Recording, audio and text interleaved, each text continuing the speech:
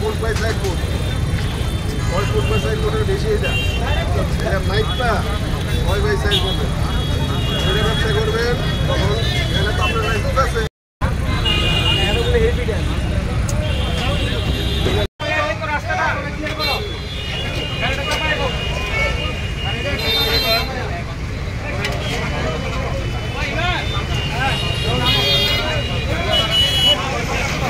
যাদের vendor licence আছে প্রত্যেকে ব্যবসা করবেন আবার যাবেন সকালে আবার ব্যবসা করবেন আপনারা লাইসেন্স নিয়ে ব্যবসা করেন তাতে আমাদের কোনো আপত্তি নাই